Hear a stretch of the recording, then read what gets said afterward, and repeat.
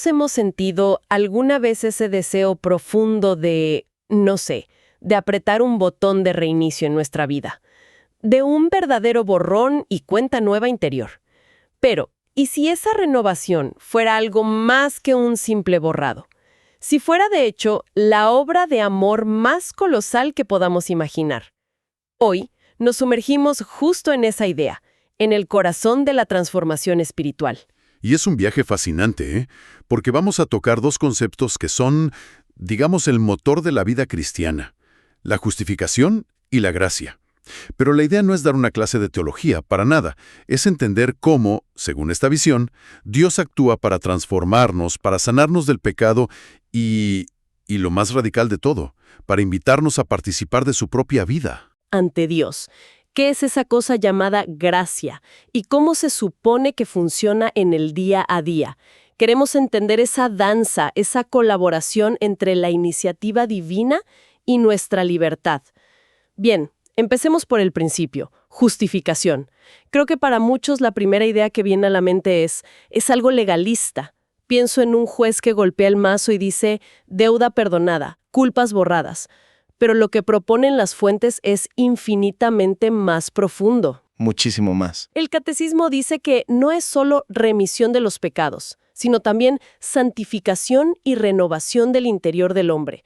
O sea, no es que limpien la fachada de la casa. No. Es que la demuelen y construyen una nueva desde los cimientos. Es la metáfora perfecta. No es una limpieza, es una reconstrucción total. Y el plano de esa reconstrucción es la vida, muerte y resurrección de Cristo. A través del bautismo se nos une a Él. Morimos a una forma de vida para nacer a otra, completamente nueva. Justo. La imagen bíblica es muy potente. Somos como sarmientos unidos a la vid, que es Cristo. Separados de Él, no hay vida, no hay fruto. Pero lo que esto implica es lo verdaderamente revolucionario. ¿A qué te refieres? A que no es solo una conexión simbólica. Se nos hace partícipes, literalmente, de la naturaleza divina. San Atanasio, uno de los grandes pensadores del cristianismo primitivo, usa una palabra que es explosiva. Dice que aquellos en quienes habita el Espíritu Santo están divinizados. Un momento. Acabas de decir divinizados. Esa palabra es tremenda. Suena casi a herejía si no se entiende bien. ¿Estamos hablando de convertirnos en una especie de dioses pequeños o es algo completamente diferente? Porque mi cabeza acaba de dar un vuelco. Es para que dé un vuelco. Obviamente no significa que nos convertimos en Dios. Significa que la vida misma de Dios, su propia esencia, empieza a habitar y a actuar en nosotros. Somos elevados a una condición que supera por completo nuestra naturaleza. Y para entender la magnitud de esto, hay una frase de San Agustín que lo pone en una perspectiva cósmica. La encontré en las fuentes y me dejó pensando por horas. Él afirma que la justificación del impío es una obra más grande que la creación del cielo y de la tierra. ¿Cómo es posible?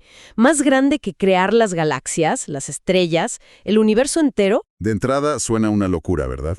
Pero si te metes en la lógica de Agustín, tiene todo el sentido del mundo desde la fe. Su razonamiento es fascinante porque invierte por completo nuestra jerarquía de valores. Vivimos obsesionados con lo tangible, lo grande, lo cósmico, pero él nos dice que eso no es lo más importante. Exacto.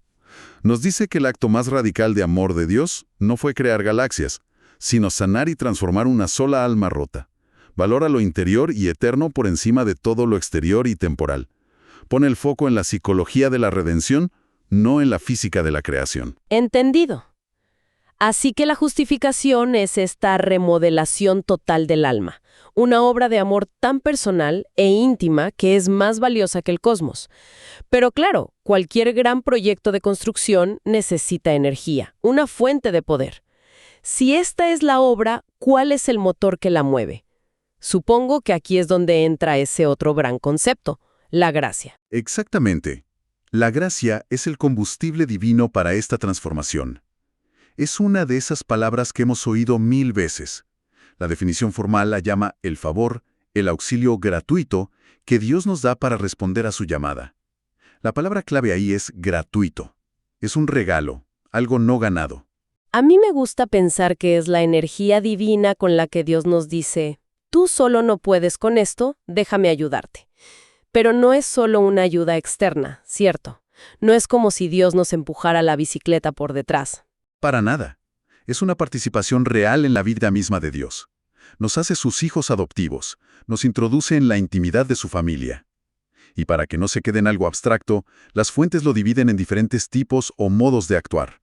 Pensemos en ello como el apoyo de Dios en nuestra vida. A veces es un apoyo de fondo, constante. Como el sistema operativo de tu teléfono que siempre está ahí, funcionando sin que te des cuenta. Esa es la gracia santificante. Me gusta esa analogía del sistema operativo.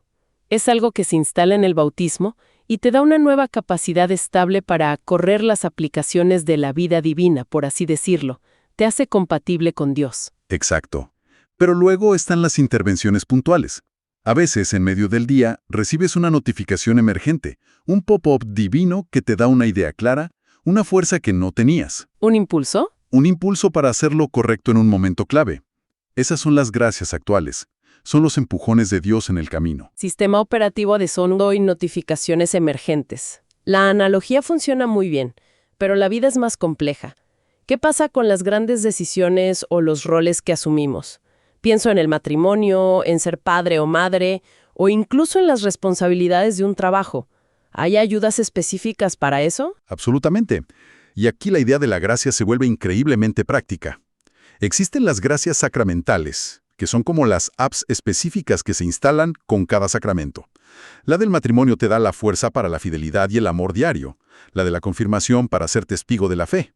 Y luego están las que mencionas. ¿Las gracias de Estado? Justo. Espera, ¿gracias de Estado? ¿Me estás diciendo que hay una especie de gracia específica para, no sé, lidiar con un jefe difícil o tener paciencia con los hijos adolescentes?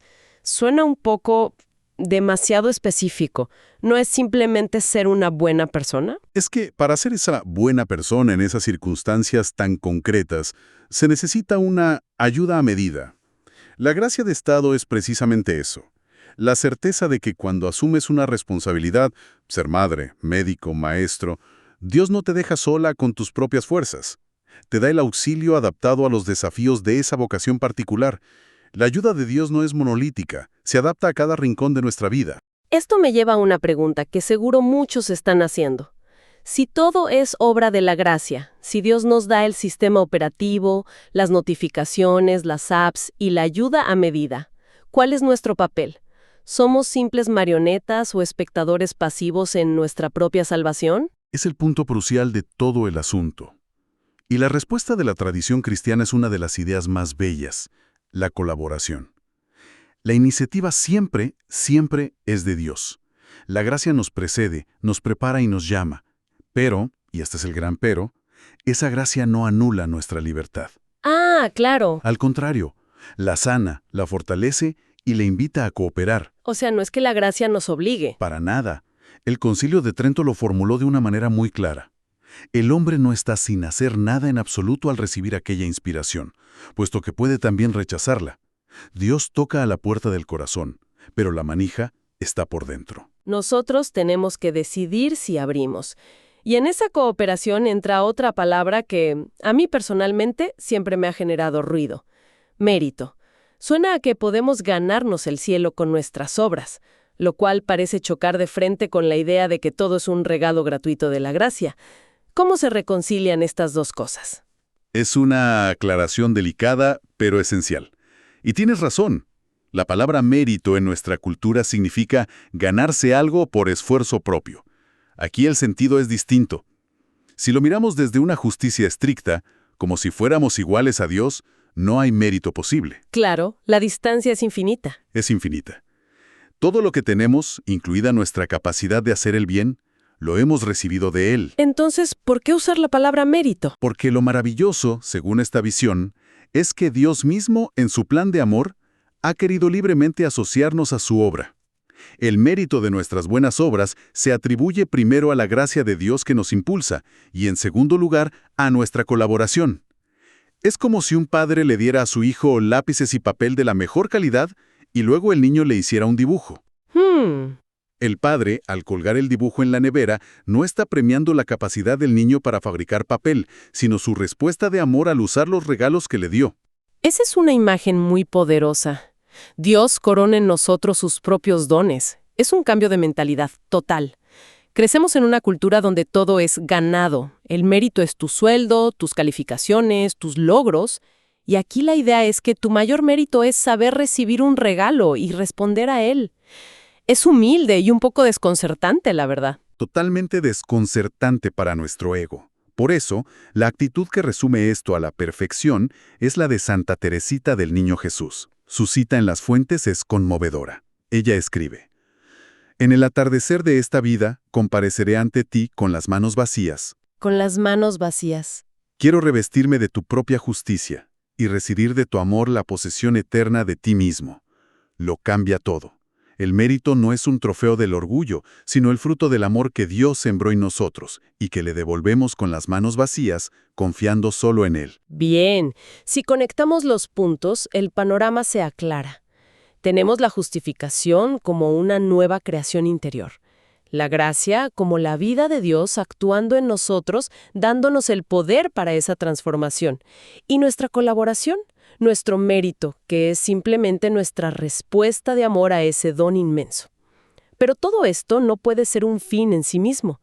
Nos prepara para un destino, para una meta. Y esa meta es la santidad. Exacto. Y esa es otra palabra que a menudo se malinterpreta. Pensamos en la santidad como algo para una élite espiritual, para gente en estatuas o vitrales. Pero una de las grandes afirmaciones del magisterio es que la santidad no es para unos pocos. El catecismo es tajante.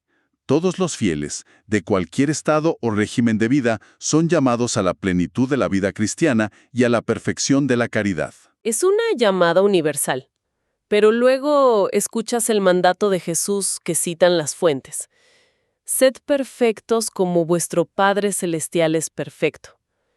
Y honestamente, eso suena inalcanzable, abrumador. ¿Cómo se supone que alguien alcance la perfección de Dios? Aquí está la clave para no desesperar. El camino de la perfección, en la visión cristiana, pasa necesariamente por la cruz. No hay atajos. No hay santidad sin renuncia, sin lucha, sin combate espiritual. No se trata de alcanzar una perfección estática, como la de una estatua impecable. Se trata de un progreso constante, una lucha diaria por amar más, por unirse cada vez más a Cristo. O sea que la perfección no es no caerse nunca, sino levantarse siempre y seguir caminando en la dirección correcta. Precisamente, San Gregorio de Nisa tiene una imagen preciosa para esto. Él dice: «El que asciende nunca termina de subir. El deseo de quien asciende nunca se detiene nunca en lo que ya le es conocido». ¡Qué bonito! La santidad no es llegar a una meta y quedarse quieto. Es un dinamismo de amor sin fin. Es estar siempre en camino, siempre subiendo, siempre deseando más de Dios. Es un viaje, no un destino fijo en esta vida. Hemos recorrido un camino intenso. Empezamos con la justificación, que no es un simple perdón, sino una nueva creación del alma.